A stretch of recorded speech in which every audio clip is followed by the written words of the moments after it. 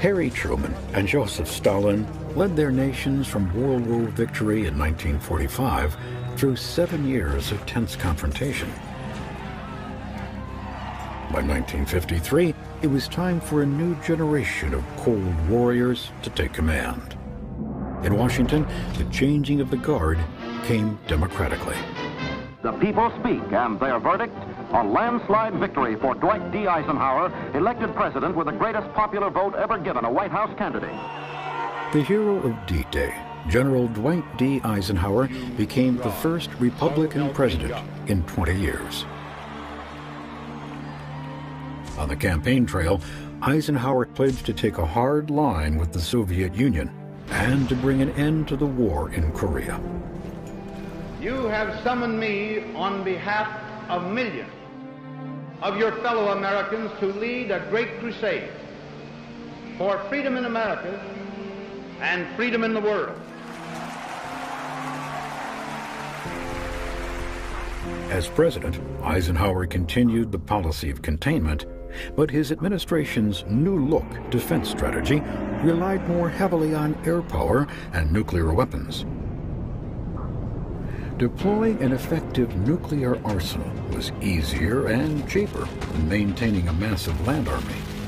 Eisenhower could defend the nation, cut taxes, and curb inflation, all at the same time. In the expression of the day, it was a bigger bang for the buck. The new look was not just economical, it was aggressive.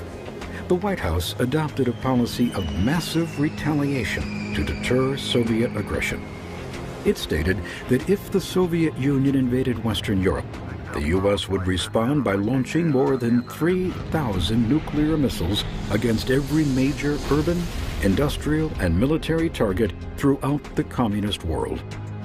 Experts estimated that such an attack would kill 285 million people. President Eisenhower refused to consider options that stopped short of total war. But even as the Eisenhower White House was refining its Cold War strategy, news from Moscow that Joseph Stalin had died dramatically altered the playing field. The official cause was a stroke, but many suspected poison. Without a plan for succession, a collective leadership assumed control of the Soviet Union. Almost immediately, they extended an olive branch to the west.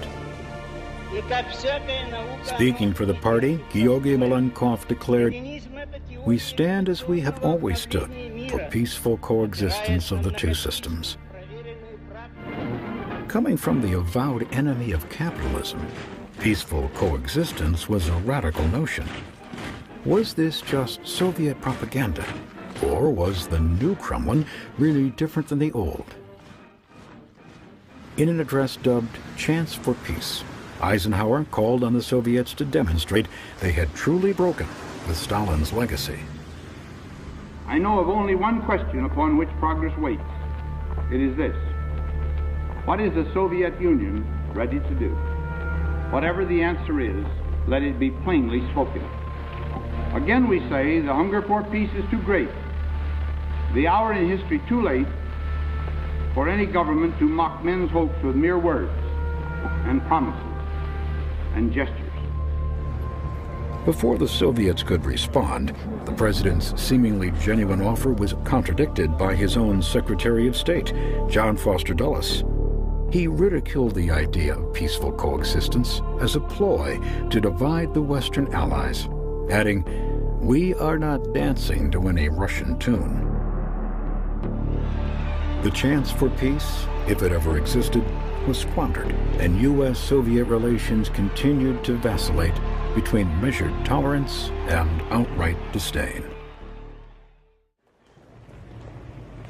2 years later, in 1955, both nations were seeking opportunities to relax Cold War tensions. They met face-to-face in Geneva, Switzerland, for the first time since the end of World War II. Some 11 years ago, I came to Europe with an army, a navy, an air force, with a single purpose: to destroy Nazism. This time, I come armed with something far more powerful. The goodwill of America, the great hopes of America, the aspirations of America for peace. Americans got their first good look at the new Kremlin powers at the summit. There was Soviet Premier Nikolai Bulganin, Defense Minister Marshal Zhukov, and the outspoken head of the Soviet Communist Party, Nikita Khrushchev. During discussions, Eisenhower suggested a program he called Open Skies that would permit air reconnaissance over both countries.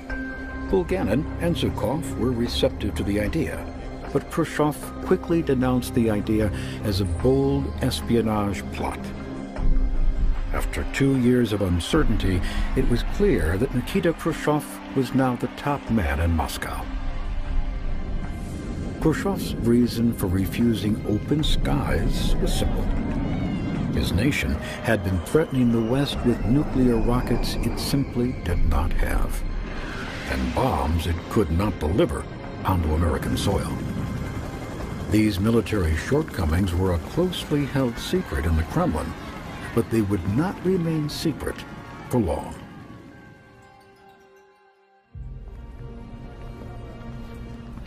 On July 4th, 1957, a Lockheed U-2 spy plane made its inaugural flight over the Soviet Union. From an altitude of 70,000 feet, the U-2 captured stunningly clear images of its target. For 4 years, U-2 flights gathered revealing intelligence about Soviet military installations and missile deployments.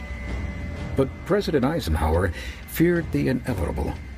Sooner or later, he said, one of these things is going to get shot down. Nikita Khrushchev was an entirely new kind of Soviet leader. He was not evil like Joseph Stalin, but in his relations with the West, he was openly defiant and often belligerent.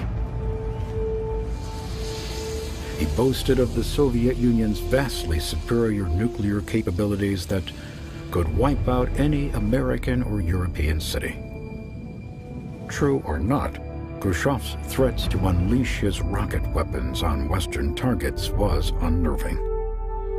But for all his nuclear posturing, Khrushchev could be amiable, and at times, even likable.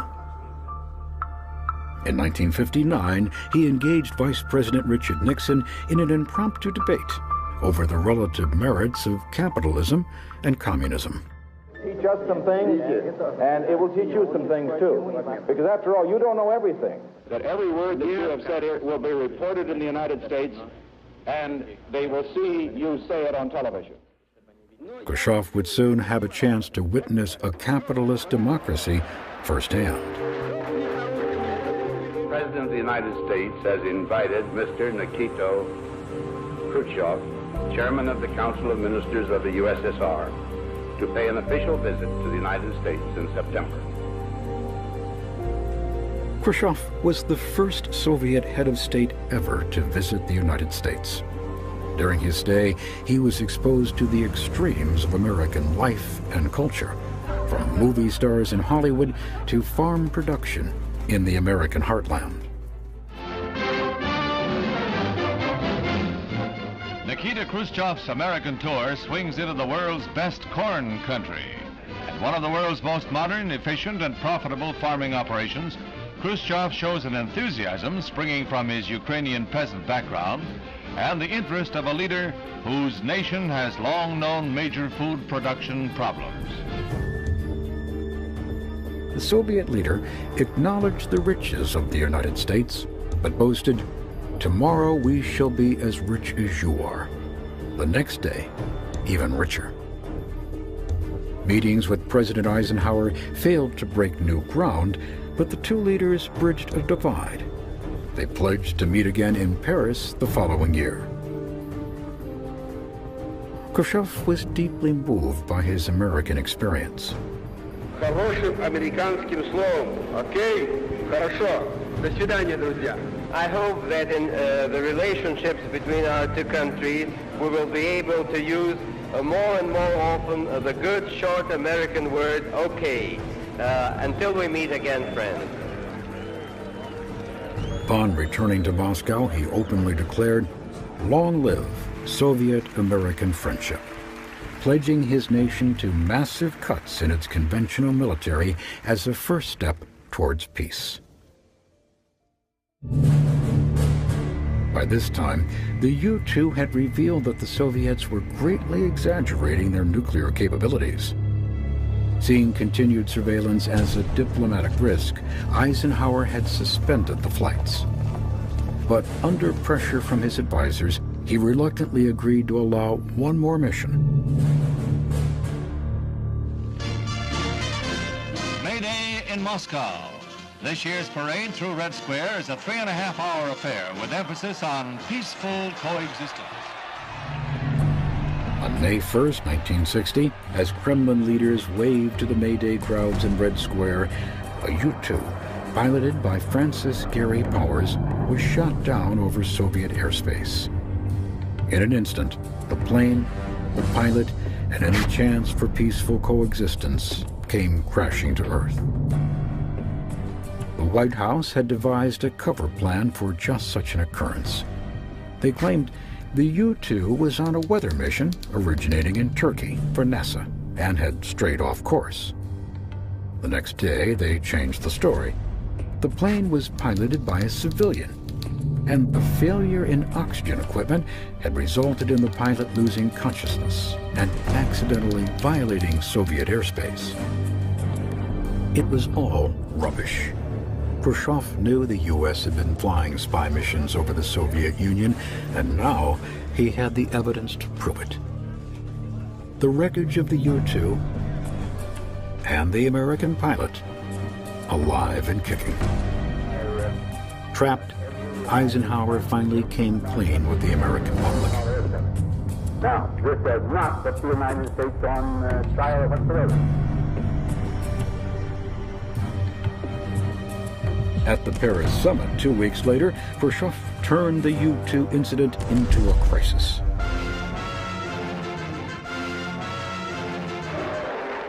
Khrushchev outdoes his earlier outburst against President Eisenhower at the commencement of the Paris meeting. Flanked by Foreign Minister Gromyko and glowering Marshal Malinowski, he fires a barrage of threats, insults, and menaces, warns of devastating blows at bases used by American espionage planes, denounces American acts of aggression, and in general follows a tough line that seems to signal a new freezing spell in the Cold War.